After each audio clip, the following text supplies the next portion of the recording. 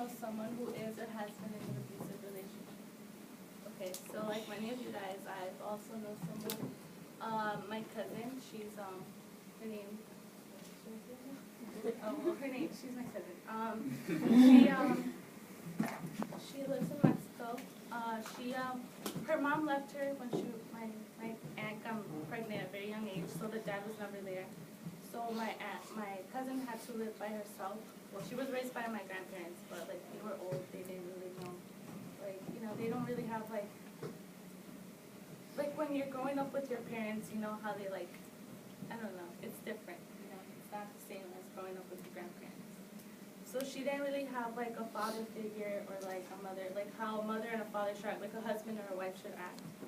So she didn't really know about that. And so my aunt came over here. She got married. She had 2 more kids. So then my aunt decided to bring my cousin over here. So when my cousin was 15, she came over here, and she would see how my aunt would get beaten by her husband. So she thought it was normal. So she never grew up with like I said, like a dad or a mother. So she thought it was normal. So she thought, but she was going through some, like she was a rebel, like, when you're a teenager, you go through some things. So she decided to come back to Mexico, and then there she found someone who she loved, or who, she got pregnant, and she just got pregnant. So she went with him, and, we didn't find out later on until she confided in us that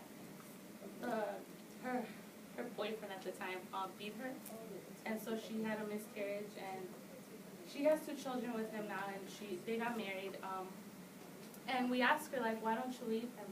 Like, why do you stay with him? And then she said, well, my mother left me. I never had a dad. I don't want the same things to happen to my children.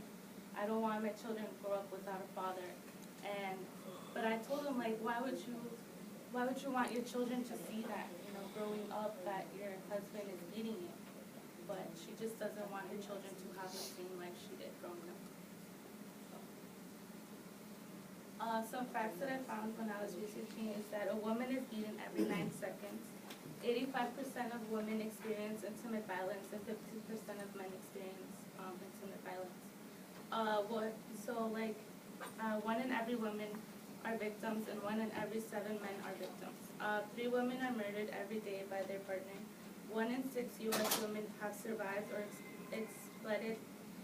completed sexual assault. 1.3 million U.S. women have reported being raped or sexually assaulted in 2009.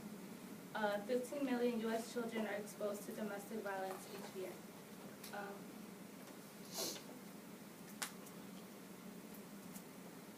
Many reasons for why victims choose to stay in abusive relationships is because of threats. So the abuser might say, like, oh, if you leave me, I'm gonna kill you, or stuff like that. Economic, because many victims don't work, they depend on their abuser.